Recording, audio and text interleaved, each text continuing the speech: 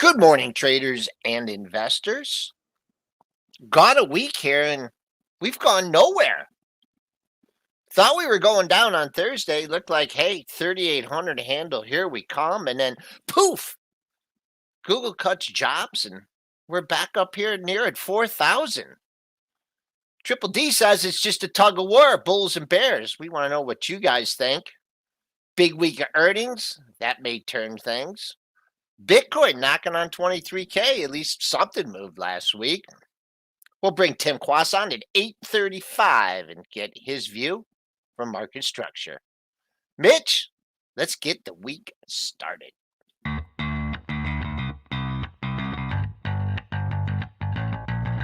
Coming to you live from downtown Detroit, this is Benzinga's Pre-Market Prep with your host, Joel Elconin. This is a volatile puppy here, isn't it? And Dennis Dick. I'm bidding a penny. I'd buy that stock for a penny. With everything you need to start your trading day.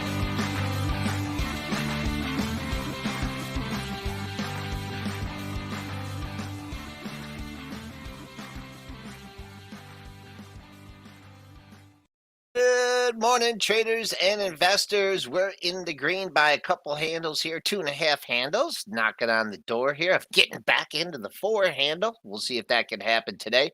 Pre-market low, 80.25, not much there. Pre-market high, 39.95, not much there. We'll see if we can get back up to last week's high. The buck went down last week here, but that's trying to come back flat at 101.80. Bonds just kind of in a holding pattern here, down just a couple ticks at 130 and 830 seconds. Now, crude had a move last week, well over 80, up 70 cents, 82.34. Gold flat, 1928.20. Silver down 11 cents, 23.82.5. And here's your winner.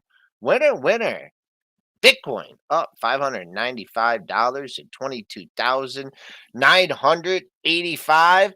Let's bring in Triple D, see if he was on good behavior last week. And also, Money Mitch, how you guys doing? You guys don't go on for too long about how much you miss me, okay? Because let's just move on with this show. I was crying. I was crying. I had to wear my Joel shirt the one day because I couldn't take it anymore. So I had. Yeah, you were a part of the show, Joel. Don't worry, you were a part. Okay, so Triple D, what's going on here? Thursday, we closed on the low, made a new low for the week. We're down at 39.15, and then poof, here we are, back at 4,000. So what's going on? Just chop. You're in the chop fest. You're in the biggest raging battle between the Bulls and the Bears. And yes, I know I'm nasally. And yes, I have a little bit of a cold again. Welcome to Canada in January. Oh, Canada. Oh, yeah. I don't know if it's COVID. Who does COVID tests anymore? So who knows? But I know I don't feel very sick. I just have a little bit of congestion. It's not too bad. At least not yet. But, okay. but going back to the markets, we're just in a battle here. And fade, everything continues to work. And it's what we've been talking about on this show relentlessly, at least for the last couple of months and really for the last year. The contrarian market is what we're in. If you're chasing moves, you're doing it backwards. You get to move up, you're selling stocks. You get to move down, you're buying stocks. That's just how it's working. It's a trader's market. I don't know who wins in the end. I obviously think, I don't have a crystal ball, but I think the Bears are going to win here in the end. But who knows when that happens? You know, we had a good case from Tommy Lackey, who was on the show on Friday. And he was arguing that he thought the first half was going to be okay. And it's the second half that the market's going to fall off a cliff. And I'm like, well, there's an argument there, too, that maybe, this recession, which is imminent, is just pushed off because people still do have money. We know they've brought down their cash reserves. We know they've brought up their credit card debt. We know that they're starting to sell toys, but they're still got some cash. They haven't really hit, it's hit a few little areas, but it hasn't really hit that hard yet.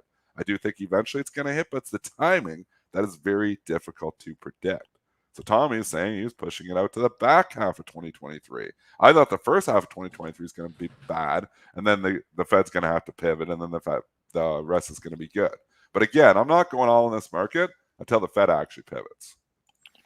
Well, one other thing, too, that we talked about a couple weeks ago, and you talked about the market just grinding, kind of grinding to a halt. And it's that the volatility is starting to come out of the market. I mean, I know he had a big update yesterday and stuff, but I'm just looking at the 9-day average trading range, which is kind of my own personal VIX, and it's down to 68.50 for the S&Ps, and just seems to be coming down every day. So it is. You talked about that quiet period. Yes. I don't know what years you equated it to back in the 2000s, but I kind of feel, that's where we're going. If the ranges start coming in, and I know that's not, trading ranges are different than trading momentum markets, but it sure things are calmed down. I guess overall that's good for the market. The weekly numbers are looking okay now. The quarterly numbers are everything's looking okay, but it just doesn't,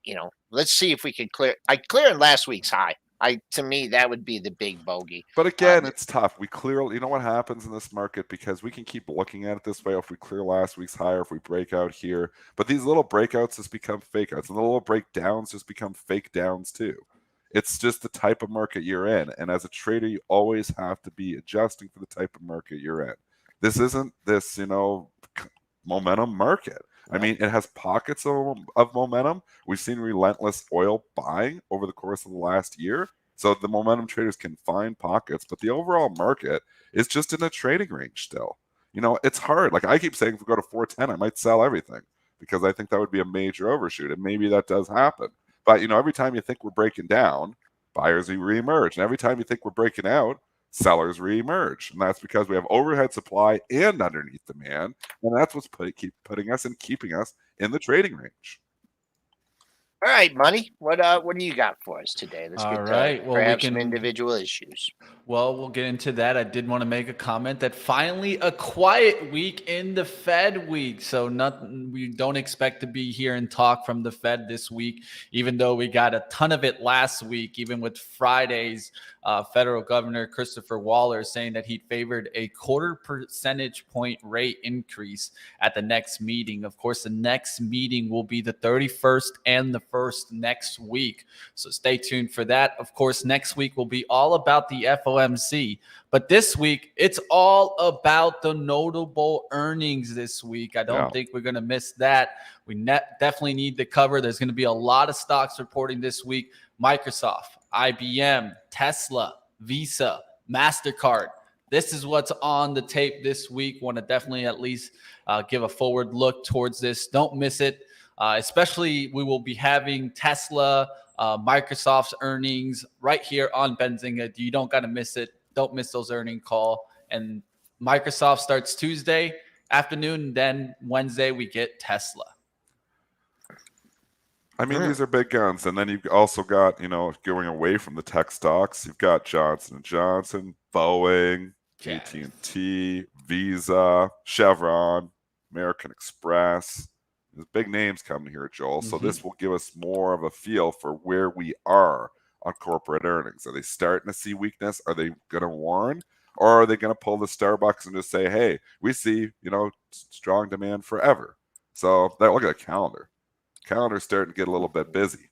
So it's been quiet. It's been quiet for a month and a half. It's always, you get 45 days of busy earnings. You have 45 days basically quietness. We're back and we're entering that 45 days of busy. And it's going to really get busy, next week when you start getting the really big guns. But Microsoft, big gun, coming Tuesday. That'll give us a tell. All right, and also just a couple broad observation that I made with Mitch is boy, oh boy, J.P. Morgan had that run after earnings, and then a little change of heart here. That's pulled back from its earnings high. I noticed that. Nice run into it. Crazy day on the actual earnings when it shot over 140.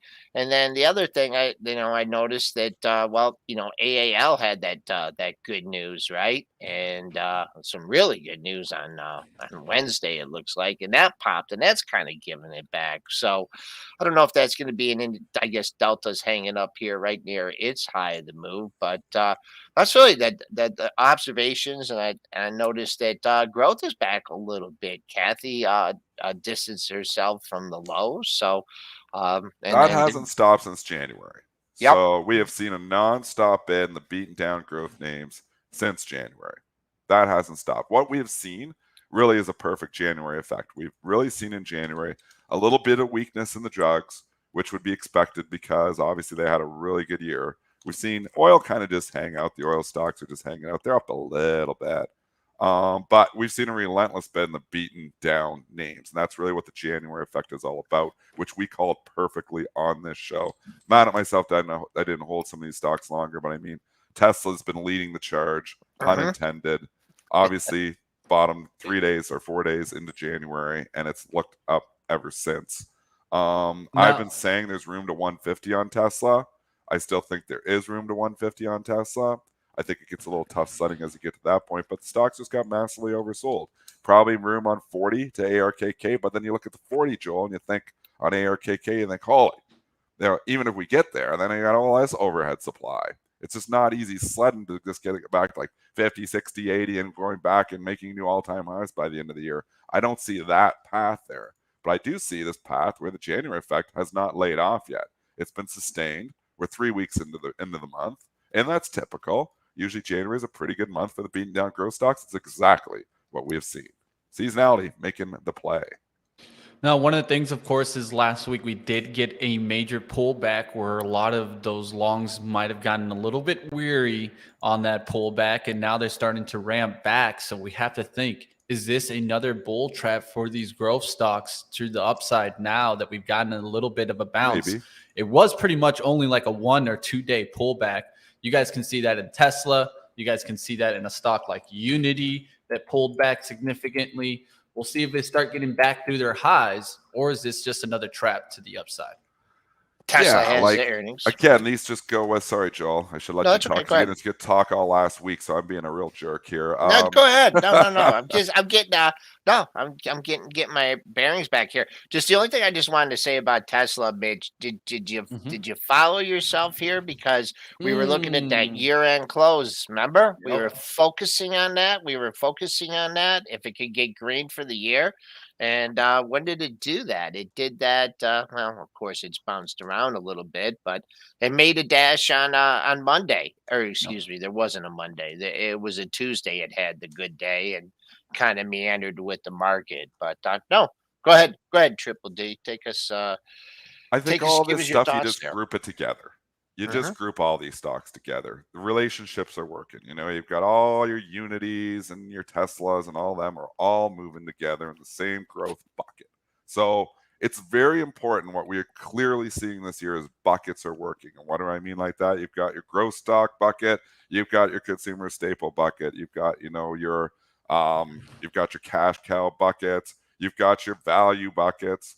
You got your, have all these buckets. Make sure you know which bucket your stock is in, because certain stocks are still in favor and certain stocks are out of favor, at least here in the short term. Right now, that growth stock bucket, even when I'm shorting stocks, I short stocks every day, but I buy stocks every day. I trade market neutral.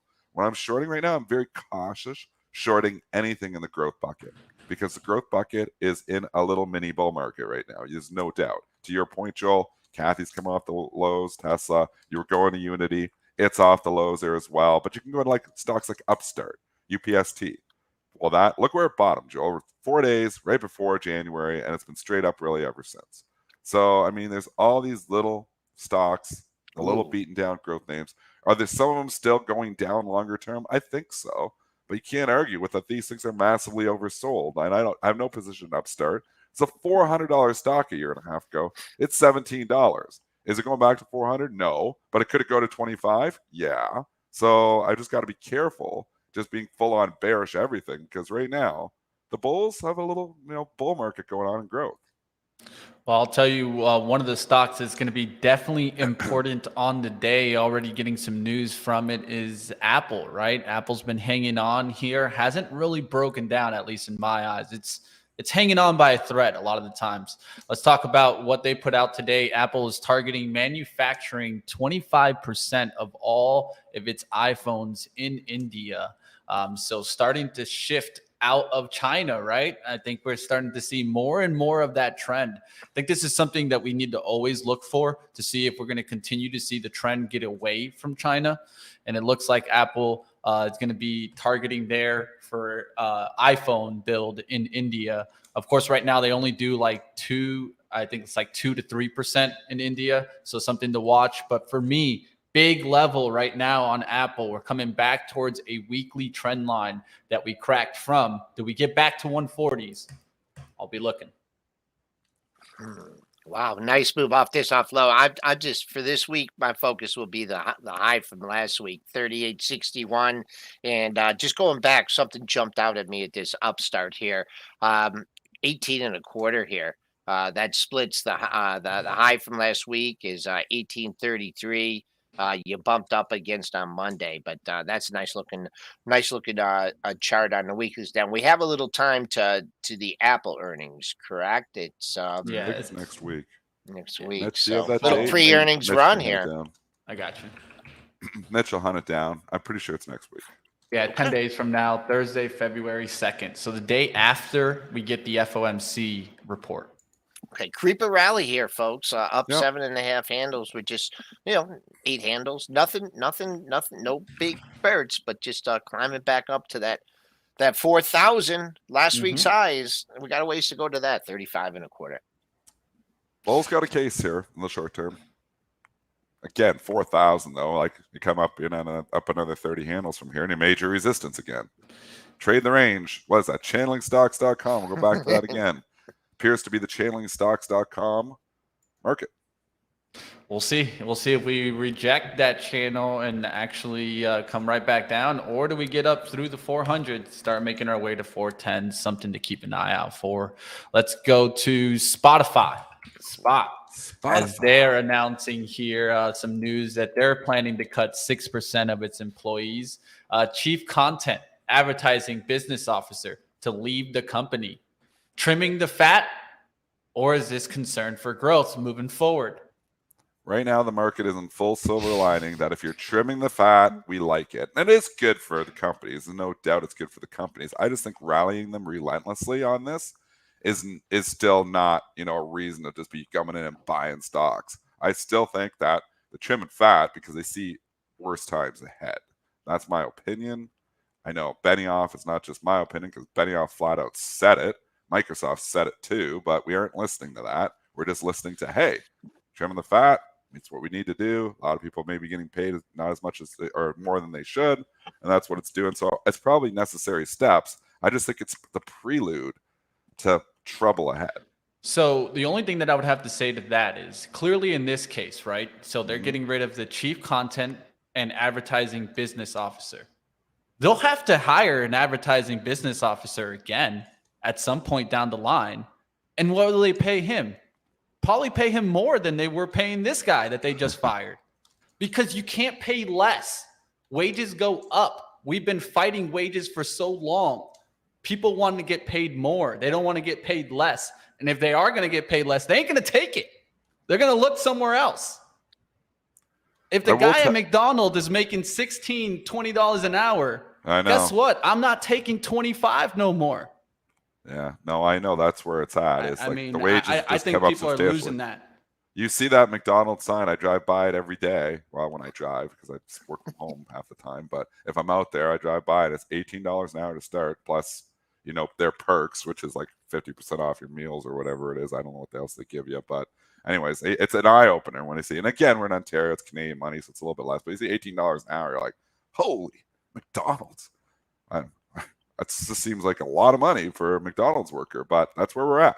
So wage inflation is still sticky, and companies are still having trouble finding people. But maybe as we lay more people off, maybe as companies, maybe we get to a point where, okay, maybe people get a little bit more hungry. Maybe these people who are making $250,000 a year will find another job, and and that's going to help to bring down wage inflation because maybe they will be willing to accept less. I don't know, but it's tough when you get used to living on $250,000. Do you want to go to living on 150, Mitch? I don't know. There's literally a lot of these people they're laying off probably are high 6-digit salaries. There's probably not a lot of people in there making 30,000 or 40,000. I don't think they're laying those people off. They're laying off these people that are making $250,000 a year. But they're finding jobs because the jobs numbers aren't jumping. These guys are finding jobs. They're finding someone else Or to the pay them severance is $200,000. good enough, Mitch, that they just don't even There care. they had some stock. That was the only thing. I mean, they had some stock. Maybe they sold it. But for some, that was one thing I was thinking about with like Google and Amazon. Some of these employees, if they'd been long-term employees and they had a nice stock compensation package and they didn't get greedy out there. But I mean, that's just a very rosy scenario. I just want to alert our traders here on the Spotify that there's not much up here for resistance, up $6 on this. But there are a couple daily highs surrounding that 106 area, 105 and a half, 106 and a half. So if 104 is not good for you, good enough for you up 619, those are a couple daily highs that come into focus. Perhaps in today's session, trading right near the high of the session here in Spotify. And Google did their layoffs on Friday, correct? Or Thursday, they Yeah, made the they're all announcement. doing it now. And now that they see that the stocks are getting rewarded this Oh much, yeah. there's going to be more of this. They're like, holy, we're getting up a 6% pop for laying people off. So we're going to save ourselves some money and we're going to get rewarded by shareholders here significantly. Like these are like earnings beats. Like I get, if you rally 1% on this, but when you're rallying 6% and 7%, on some of these, layoffs here. Now, again, Google doesn't do that, but Amazon rallied significantly when it did it last week. So I'm like, they see the stock action. They think that shareholders are rewarding us. You're going to see a lot more of this. You could see the earnings warnings come, but lay people off, and maybe the stocks go up on that. So obviously, we're in this market where it's in the silver lining market, which is another case for the bulls. And they see the layoffs as just flat out good. They don't worry about demand going forward. Going back to Salesforce, though, there's news there too, Mitch. Maybe we should talk CRM because I had a good day on Friday. Somebody buying like crazy on Friday. Obviously, everything got bought on Friday, so maybe we're reading too much into that. But Elliot with a new stake over the weekend here and CRM lifting. Yeah, it looks like Elliot wanted to get themselves a filet mignon in Salesforce as they took a multi-billion-dollar stake. It isn't clear exactly how big the stake is, but you guys see it definitely getting some lift here. Is Salesforce now a buy with Elliot management behind them? Chasing is never a great thing. I will say I would never fade an Elliot move. I've learned that the hard way with pins. I mean, they got involved with Pinterest. It's held up the whole time. So this market loves Elliot. When Elliot is involved, this market seems to have a relentless support bid under these stocks. So just keep that in mind. I like CRM. I think the stock has come down a long ways. I told you it would be on my shopping list if the stock dipped significantly. I'm not long it yet, but if the stock did come in and eventually have an earnings dip, it spooked me when Benioff said he saw tougher times ahead, which he said when he did those layoffs, but the market didn't seem to care. So I don't like it when the CEO is saying that. So that makes me a little bit spooked. The PE is still pretty high on CRM, but it's come down to a more reasonable level. I think CRM is going to be a buy at a certain point in time. It's just a matter of timing it. But now I'm not chasing it up $7 today because Elliot's in. I mean, you got major resistance. Throw it to Joel here. Yeah. You got some resistance coming up here, Joel. Yeah, I wanted to give our traders like 160 here because that was 160 and a quarter was your high back on November 30th, but you definitely have an offer here at 159. That person, that man or lady's been stalking this 159 here over the past hour. So we'll see. Obviously you get through the pre-market high, there's always room on the upside, but take out 159. I see this high, Dennis. 160 and a quarter was a daily high, and then that also matches, and well, not quite matches. 160.82 was the next high after that. But let's knock out that 159 seller first. But boy, up 7.25. Did he? I know we talked about Elliot in the pins, but didn't he say like Western Digital was worth, or was that Elliot, or was that something else? Somebody Do we else? have a tool to go see what Elliot is currently in? Because Joel's right. There's a lot of other companies here that Elliot has been involved with. And I always think of Pinterest, one of the more recent ones that's held up very, very well. Mitch, do we have a tool, or maybe we should, tell the pro development team to get that tool for Benzinga Pro to be able to just click on Elliot and see everything they're in? Yeah, Do you I know think that tool? Maybe we do have it. I think we can. I'm just trying to do it Or right the now. filings. I'm gonna I message mean, the pro team right now. That'd be a good tool to have. I'm sure we can go find it somehow on Google too, but I'm gonna Yeah, I'm message the going pro team. through. I'm going through. What you can do is we can do this already. The only thing is you're gonna have to do a little bit more digging. But I'll share my screen so that you guys can see this. And all you got to do is just go into your news panel, right, and then search for Elliot Management. It's gonna search in all the headlines for Elliot Management. Then you could scroll through. You see Pinterest, USVT, MCFY, Juniper. There's a lot of these out there, but you have to go in through one of these because some of them could be rumors that didn't actually fulfill. So like you could see Duke is one of the companies that's mentioned here. So you would have to actually roll through here exactly. And then another way to be doing this also would be maybe doing it through the calendar widget, but just wanted to kind of show one way that you can be doing that on Benzinga Pro. A lot of companies, put it this way. There's a bunch of them. Also, I just messaged the pro team too, so they're pretty good. They're going to get on this stuff. We'll get some more tools in here. May. Yeah, It was May. Pro. It was May of 22 when he said that Western Digital busted up is worth $100. So, That one but didn't work out so well. yeah, and then I still think about him and like AT&T a while ago, but then there's news on Western Digital. AT&T? I That's a don't good think so. question. I don't know. They make their employees and then they move. I mean, PIDS has moved up too. I remember that, but it's like the initial pop, I think took it like to 23, 24. And then that's just kind of, you can always tell when they get the initial pops, and then they take another, oh, we're going to add to our stake too. So that, that's another thing. But anyways, I mean, it's moving today, right? And that's what people are concerned about. And what I will say is these tend to be a little more sticky. These Elliott moves tend to be a little more sticky. I mean, there's people fading the Pinterest move, and that stock has just held up and been like relentless since they've been involved. You think about how bad of a year, Joel, in 2022, a lot of these, high, growth, no earnings companies or very low earnings companies have done. This stock made its low back in like 17, 18, back in April, and when Earlier. was when okay, so here's an exercise. When did Elliot take the stake in Pinterest? The initial stake. When did we find out about it? Was it July? No, it was this day right We can go to the here. pro. You don't need to could go see to the it? pro. You need to go to Joel, and that was August 1st. There you go. Since August 1st, there's been no real sellers in this stock. There's been sellers, but they've been met with more buyers. The stock has held up very, very well. So, and if you go that same time period to like ARKK back in July, August was like $53. Now it's 36. That's a good comparable. If you go to like even like a, I don't know, we could go, well, Meta's come off the lows, but Meta was up more than that too. Meta. That's a good stock talk too, but that's turned into value, and people are all over it because they think they're going to turn it around here, which they might. It's a value stock. All right, team. There is news on Western Digital, right? There in some rumors right now for advanced potential.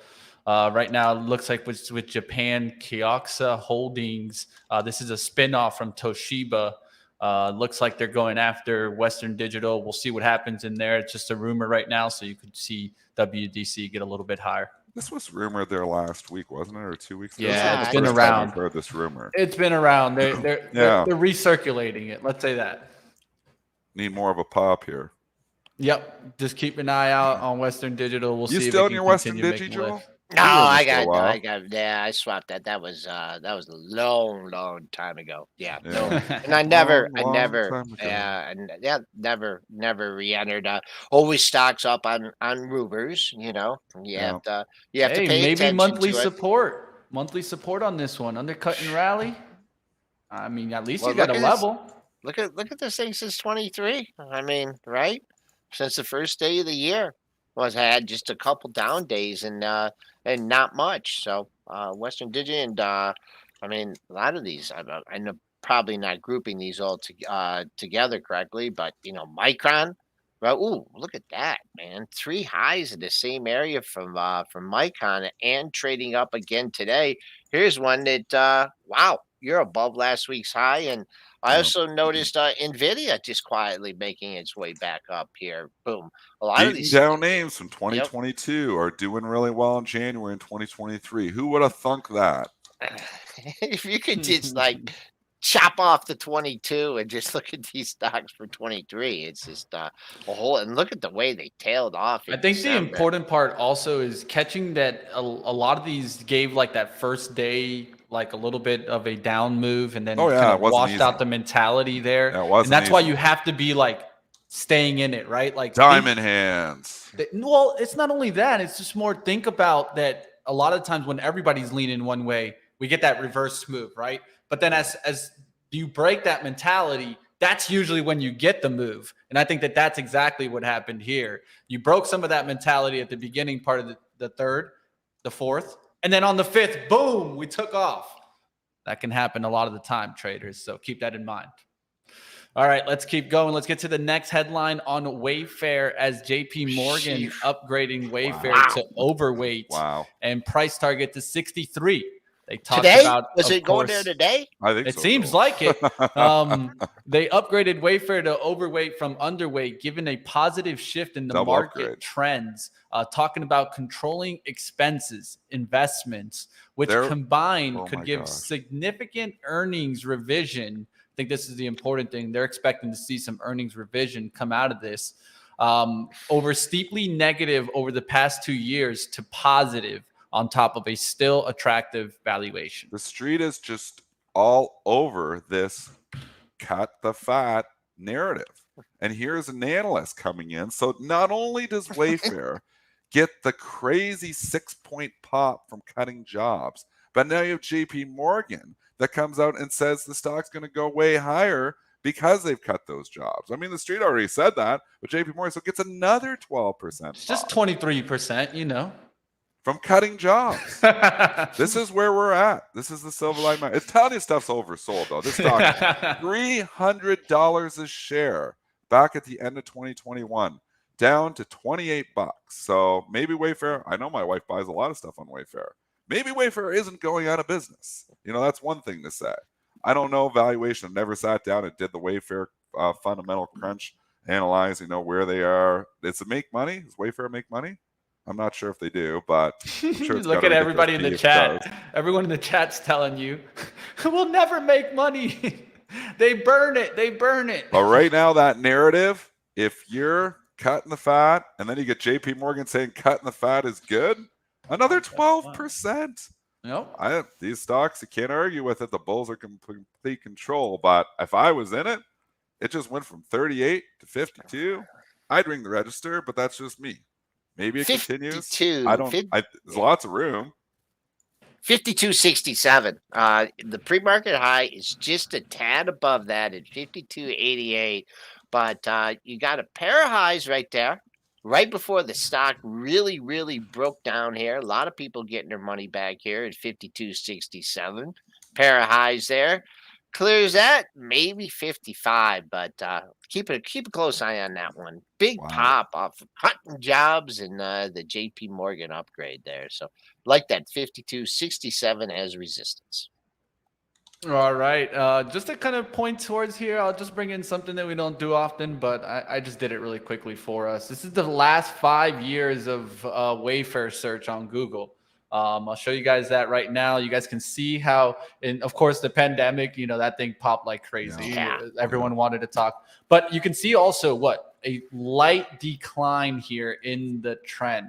And that just goes to show us since the pandemic, essentially, we've been going down and down and down. So less people searching for Wayfair just shows me more and more how the consumer is getting tighter and tighter and tighter, and not making so many of those purchases, especially, let's say, like for furniture and those kinds of goods. There is some hard big ticket assets. stuff on Wayfair. There's everything on Wayfair. It's basically like a. Oh yeah, there's some couches that will cost you thousands and thousands on there, man. But you get some deals on there too. We buy stuff from Wayfair. My wife, I don't buy anything, I've gotten but my wife shops on Wayfair. Shops on Wayfair, Amazon. What's the other one? The other one, big one, Overstock. Overstock. There you go. The Overstock. So remember that thing used to be a ripper. Where's that? OSTK. I bet you it's up Let's big check in out the chart of 23. this. That was sleepy. There you go. There's What a do you think of sleepy. Overstock here? Oh, You've had I all like this it. rally Look and at all the these other levels. beaten down growth names. That one hasn't. Well, I guess it's went up from 18. It's a Kind of 3-star see level. over 22, room to 25. I kind of like yeah. it. I wouldn't 3 want or to be 4 short stars, Joel, right? 3 or 4 stars. What do you think? 21. There you go, Mitch. I'll bring it down there. 21 to 80. Last week's last week's high 21.78. Triple D is just making it, just going with a nice round number 22. I was actually 22.40, but triple top 21.75. I'll make it a 3-star here, and that nice chart. Good way. What they supposed to like reinvent the stock exchange or something? Weren't they supposed to do that? Was that Overstock? That was like I Were they remember. involved in crypto? I Was don't Overstock know. involved in crypto for a while? Or There is that was a a crypto headline or there was a something? guy. There was a guy that I think I met at a fintech event, fintech awards, and he was with from Overstock, and I'm like, "What's up with this? Weren't they supposed to do something with stocks, please? So someone help me out with I know this?" F- And stocks, but I maybe, thought they who were knows? involved with crypto. And I What asked the- him about it, and he walked away from me. And then I got his card, and then like 2 weeks later, nope, send an email or something. This guy doesn't work here anymore. Yeah, So Zippity Doodah saying they were involved with Bitcoin though okay, for a bit. I'm not sure if they still are, but in any regard here, it's a good looking I chart. actually don't mind this chart. So, we're finding you some trading ideas. This one seems I see Wayfair rip roaring higher like that. Amazon is sleepy too. Amazon, but we've got earnings coming from Microsoft, and that's the one thing to consider too. If you get a bad report from Microsoft on Tuesday, and again, Tesla Wednesday, that could change the narrative on a lot of this in a hurry. So I don't know. It's often scary to take bullish positions ahead of big reports like that. Microsoft, nothing to do with Overstock, but it's going to drive the whole market. So I don't mind the Overstock chart though. Well, I'll tell you what, we're talking about what we see in the markets. Why don't we take a look into what Market Structure Edge sees? Let's get into it. Yeah. Let's bring on Tim Quast.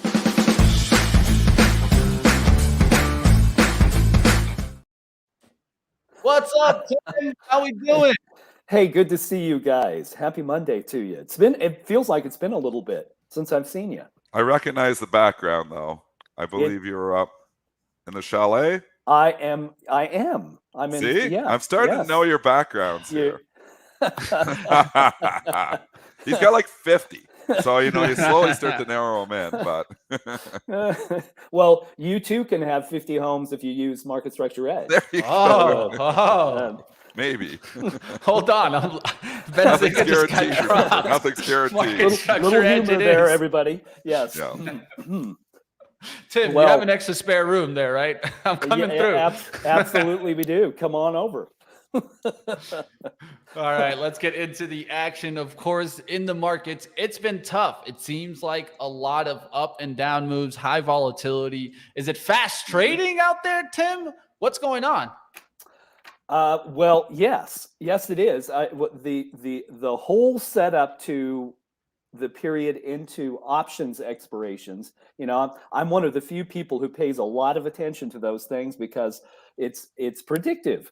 It will tell you what's going to happen. If you look back over 2022, 75% of the time the market changed direction at options expiration. So you should probably know that. But one of the things that I look for is which behavior is leading the portfolios that I've got at Edge. And if you're new to listening to this, traders, this is how I think about the market. That there are different purposes and time horizons behind price and volume, and the purpose and time horizon will determine how the market behaves. And if you look at the math, 70 to 75% of volume comes from passive investment and fast trading, which Mitch just mentioned. Fast trading we think of as proprietary traders who have an investment horizon of a day or less. So if your investment horizon is very short, the market becomes volatile. It's that simple. Passive investment will make decisions that take time and days to unfold because it's very big. Vanguard said a month ago that 80% of the $8 trillion of assets that it's got are in models, their asset allocation models, their passive investment funds. And those things don't think about, well, what's the price of this and how much can I get and what's it going to do? They just move money. And that's what happened in the first part of the year. And it went where money hasn't been, into tech, creating a momentum trade. Momentum trades, by the way, are nothing more than prices moving away from you. What causes prices to move away from you? Somebody who doesn't care about the price. It's really that simple. And so when that runs its course, that's when you should beware, traders, that you should take gains and not chances. And you could see that at Edge. You could see in the first 2 weeks of the year, every one of my portfolios at Edge was led by passive investment behavior. There were momentum opportunities everywhere. In the last week, it all deteriorated to fast trading. So then your time horizons shrink and the probability of unusual moves increases. And then you hit options expirations when derivatives expire. I went wholly to cash by last Tuesday because I looked at the data and thought, well, if the market's topped, options are expiring, fast traders are leading, what's the probability that the market declines? Well, fairly high. And so those are things that you can know, traders, and you should. Yeah, definitely. I mean, of course, we've been seeing the recession fears out there, or maybe soft landing talk. And I know that drives the narrative sometimes, but it looks like you've been looking underneath the hood, Tim, and seeing that the data is pointing towards more of that topping and staying within this channel that we've been in lately. Let's go ahead. Let's get into more of the momentum trades. These have been hanging on. The January effect.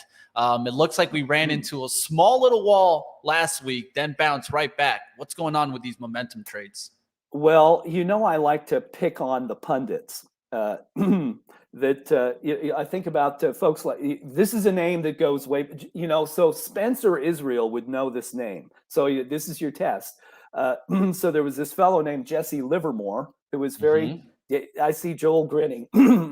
and keep in mind, folks, he met an untimely demise. So maybe quoting him isn't a great idea, but he said that you have to have discipline, a clear strategy, and a concise plan in order to trade the market. And he also said to anticipate the market is to gamble. It's better to just look at what the market's doing and see if it confirms what you think. And to put those two principles to work in what happened last week, think about how much punditry contradicted basic rational thought. If you're going to have a plan and a strategy and discipline, would you change your mind the next day? Well, of course not. And yet in the last 4 days, we were told, 3 of those days where the market was down, we were told, well, this is recession fears. And then on Friday, the market bounces. And then we're told, oh no, now we're seeing a soft landing. Minds don't change like that. That's not how the market works, people. That is not what the money's doing. Options expired Wednesday, Thursday, and Friday. And if you looked at what was occurring right into options expirations, you would expect, okay, there will be a big drop, and then Friday will be a pretty good day because there was short covering ahead of time. It will give people a chance to chase prices back up. Son of a gun, that was exactly what happened. So that's what you should know. Traders, if you're going to be involved in the market, understand its mechanics. Now, to get to momentum, Mitch, again, I think that the reason there was momentum was clear to me in the data. Money came into the markets again in passive models. People are still making contributions to their 401ks, and that money gets deployed into the things that everybody is underweight in their models. What were they underweight? Tech. So you could go trade. I'll tell you, they were just everywhere. Shop, Roku, Roblox, Square. I could go on and on and on. These stocks delivered 25% gains, even in consumer discretionary.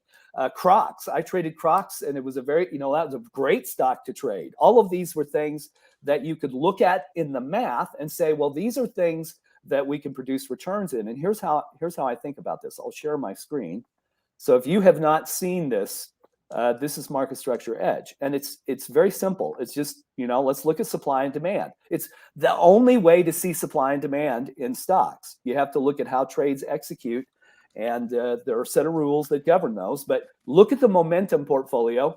on the left here. So, we just use the math. It's there on your dashboard. But look at this. Demand is very strong, hitting 10, and supply dipped down. There are 24 components in here. Information technology is the lead sector, and it's led by fast trading. You can know all of that like that. So Tim, so- question though. Yes. So when we see this, and obviously this looks like from your scenario, like very bullish signals here. How do we know when to ring the register? Right. Because this obviously we've had a good move. You're talking about a square 25% move in a couple of weeks. Exactly. Croc's a huge move. How do we know when to ring the register? So this is where I think about three things: broad sentiment, BCD, just like your valve if you're a diver. So there's broad sentiment, there's context, there's divergence. This is divergence. There's an awful lot of divergence here, but let's think about context and broad market sentiment. So the context is new options trade today, by the way. So the set that expired last week, a new set will trade today.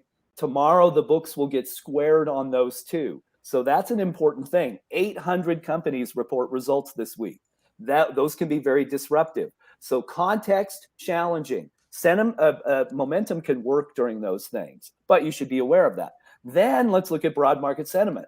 So back at the beginning of the year, right at the end of December, I said I went so far as to say there was a 100% chance that the market would rise in January. And it was only because I could look at the broad sentiment and see that it was below this green line.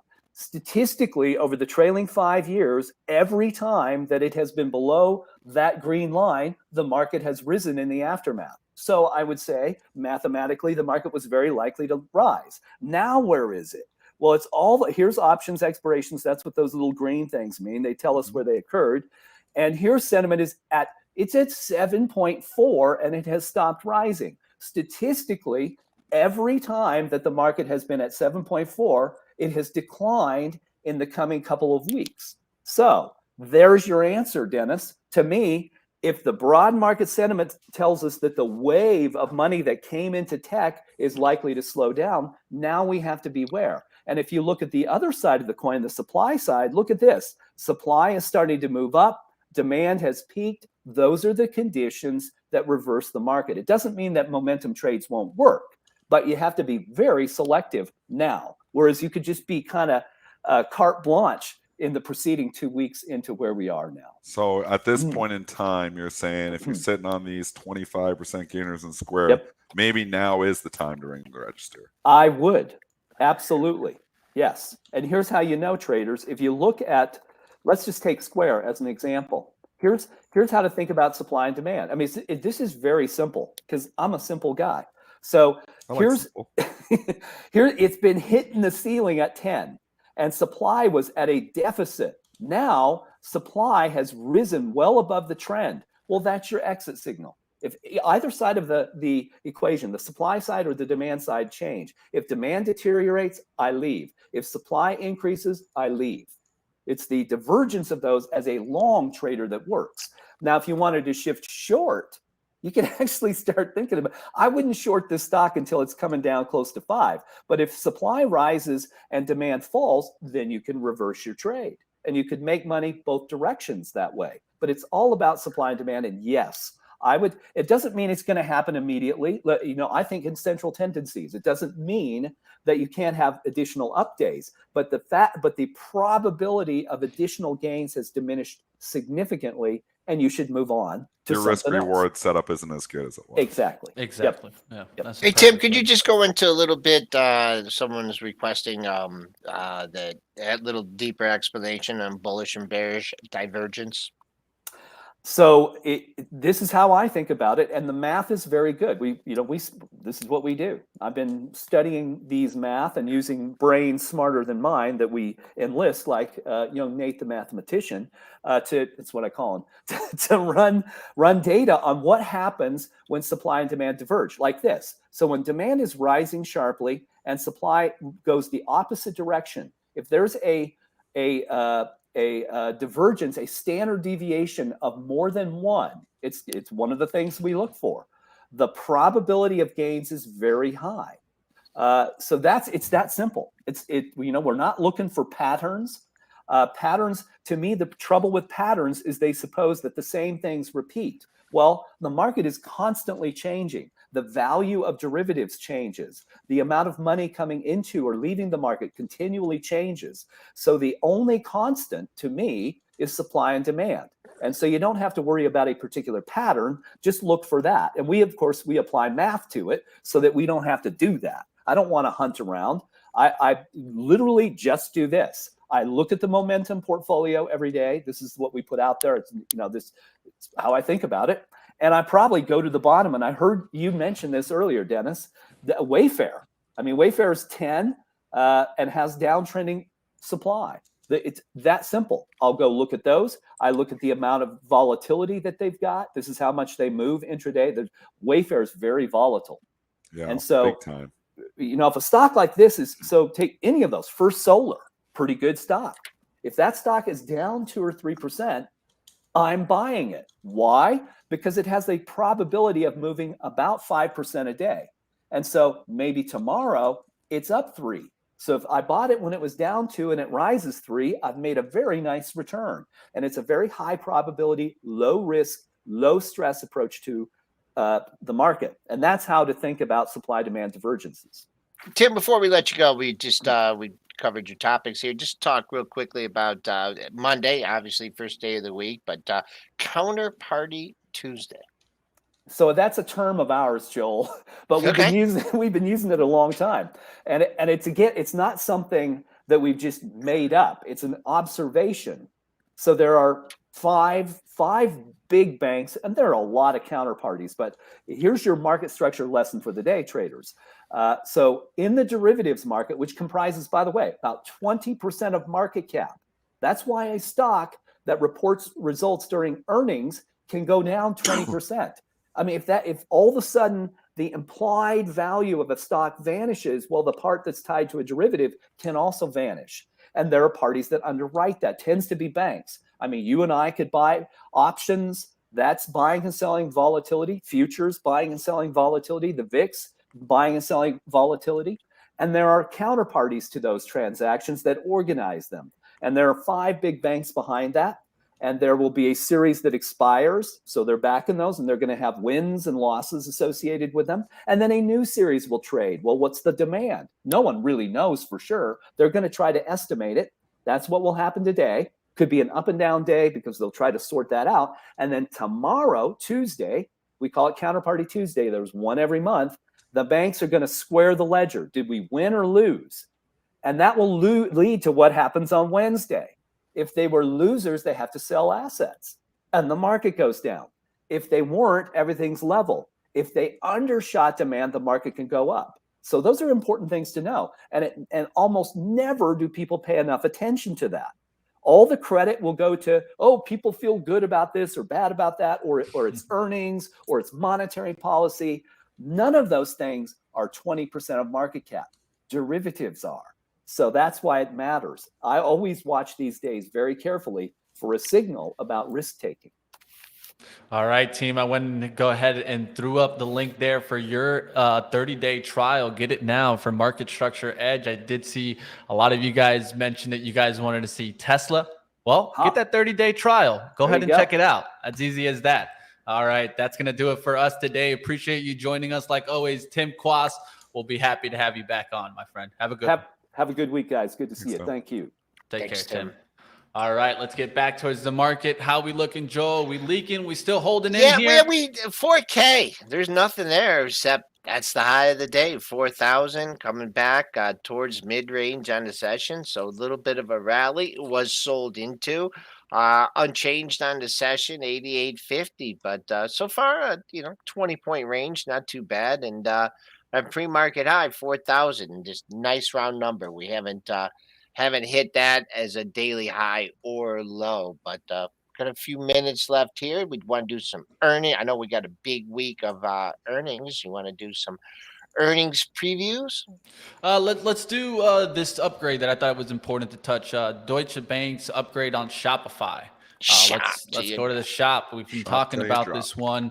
I still haven't invested in it. I still want to. I'm just trying to I like wait Shopify too. on the market, but I might have to just take a piece and try to work in here.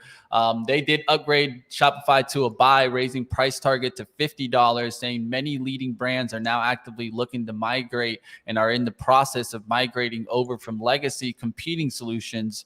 We note this is a sharp contrast to our conversation over the last 12 months, which consistently highlighted the pace of migration slowing. So looks like more companies moving towards a company like Shopify. Relentless bid in this fabulously run company. The bid's been here for a couple months here now. So I think you're still buying pullbacks on a stock like this. Again, not in a long-term investment account because the valuations never got to a reasonable level. But I mean, it's in a short-term bull trend. I think bulls are in control here. I'd be a buyer dips. Just short-term target here. You did get to 42.45 in the pre-market trading off this upgrade, and you just got one pesky high sticking out here at 42.70. So we'll mark that. I like a daily high coinciding with the pre-market high, and opens up after that the upper 43 handle.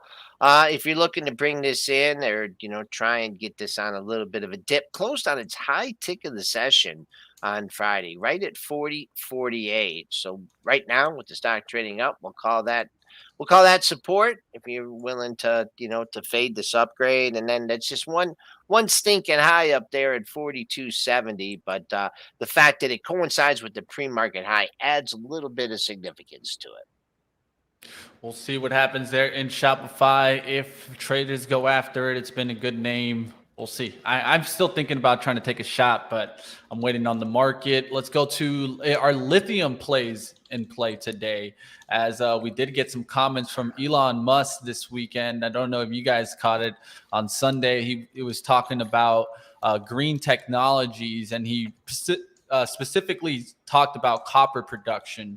He said that there's no change that's needed in copper production to transition to sustainable energy. He did so say about lithium refinement that it needs to increase dramatically, but lithium ore itself is an extremely common throughout the earth. And so I'm just putting it on the radar. Who knows? Maybe lithium gets a little bit of a lift today off of that. We'll keep watch on some of these stocks.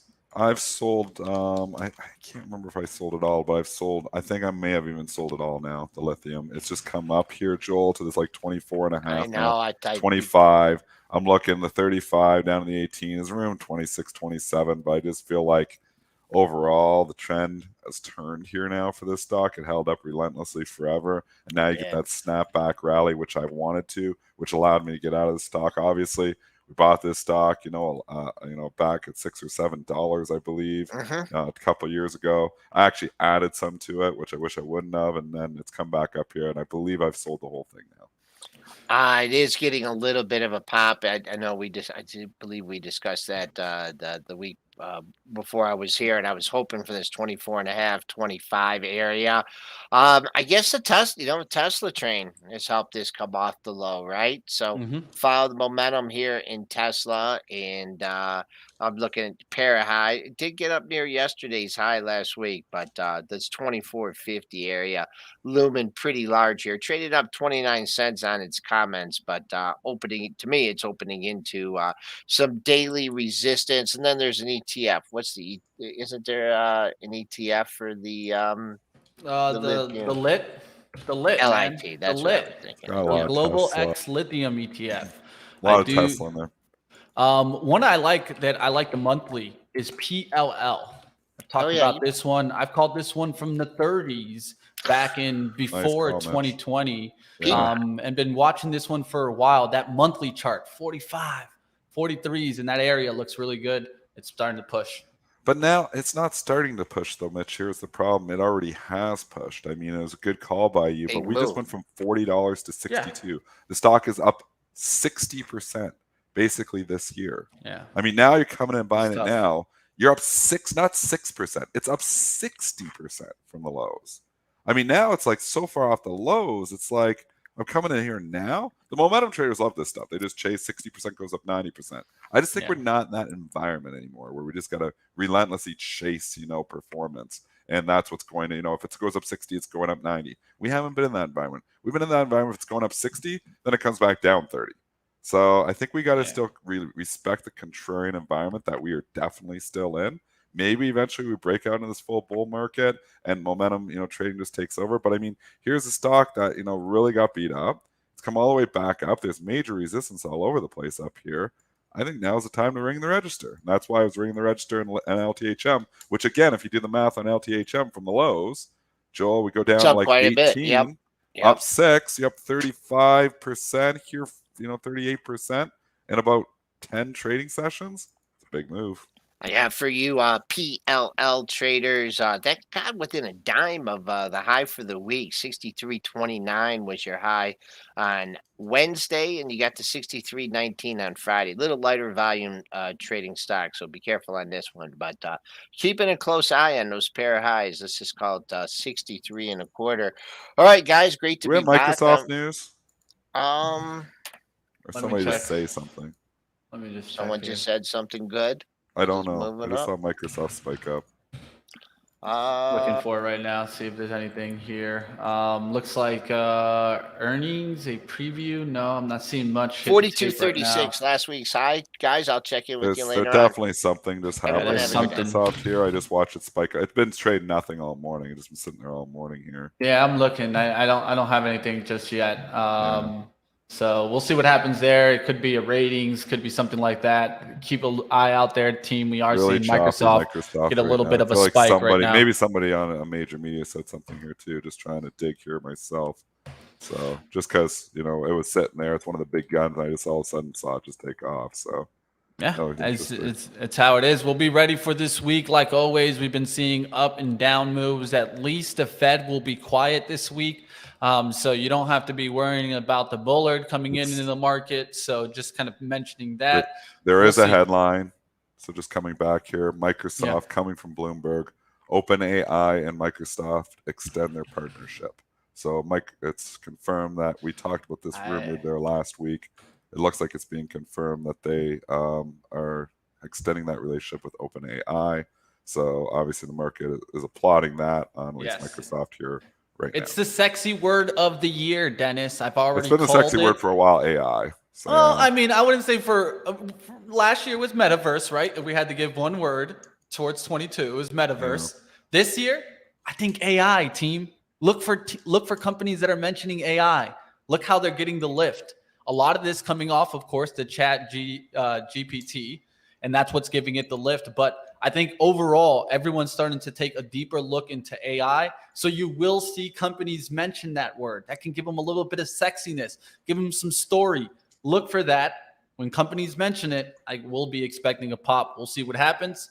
And we'll look to see if we can take advantage of that style play, right? Any mention of AI, it could be even from like a Unity, right? Things out there. Look for those mentions. I think stocks will get a lift off of it.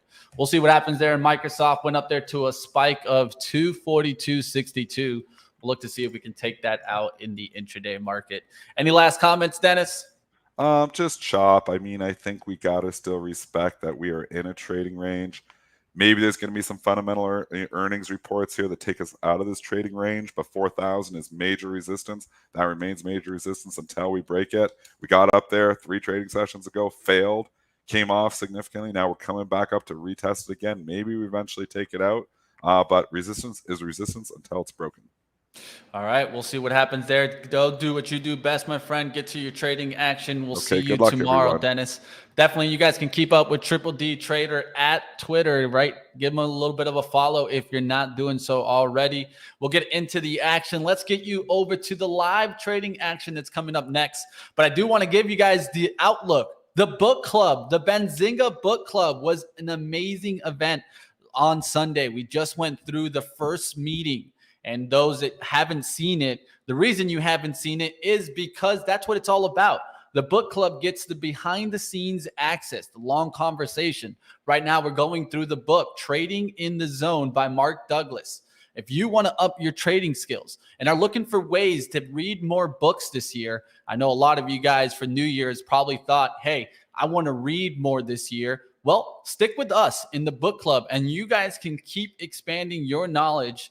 Going to throw up the form to keep adding more members. We had a great conversation yesterday, and I hope that you guys join us this next Sunday as we keep expanding. This Sunday, we're going to try more of a morning meeting, see how that goes, see if everybody can meet more in the mornings on Sunday and the afternoons. But like always, we're here for you guys to continue building the value, giving it back to you guys. The book club is all about one thing, taking knowledge into skill. So if you want to go ahead and build on your knowledge and, of course, build on those skills, you want to be in the Benzinga book club. All right, team, I will see you guys on live trading. That's coming up next. Tanya, thank you for joining me yesterday. Tanya was actually a part of the show. We had other traders join us, like always, and, of course, Christopher Udall that's going to be joining us. You guys don't want to miss it. Definitely was a fun conversation yesterday. And I'll see you guys on live trading that's coming up next. Let's keep building and seeing what the market gives us today.